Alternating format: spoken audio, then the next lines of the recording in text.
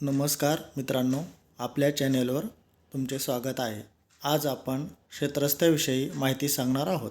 जर तुमच्या शेताला रस्ता नसेल तर आपण महाराष्ट्र जमीन महसूल अधिनियम 1966 कलम 143 अन्वये शेतरस्त्याची मागणी तहसीलदार समोर करू शकतो। अर्जाचा नमुना पुढील प्रमाणे आहे। सर्वप्रथम आपण अर्जामध्ये जे शेतकरी रस्ता मागणार आहेत त्यांची नावे वादीच्या रकान्यात लिहावी। ज्या शेतकऱ्यांच्या शेतातून रस्ता मागितला आहे त्या शेतकऱ्यांची नावे प्रतिवादीच्या रकान्यात लिहावी। त्यानंतर आपण मागणी केलेला रस्ता कोणत्या गावातील व कोणत्या गट नंबरमधील जमिनीमध्ये जाण्याकरिता पाहिजे ते अर्जामध्ये नमूद करावे। तसेच आपला सातबारा उतारा सादर करावा।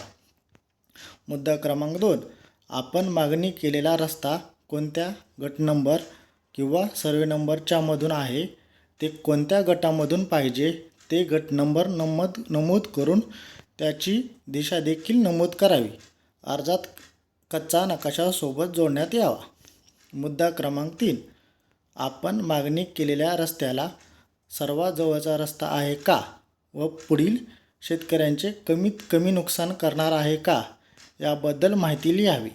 मुद्दा क्रमांक 4, आपण सदरील अर्जान्वये ज्या रस्त्याची मागणी करत आहात त्या व्यतिरिक्त दुसरा पर्यायी रस्ता आहे का याबाबत सविस्तर स्पष्टीकरण लिहावे।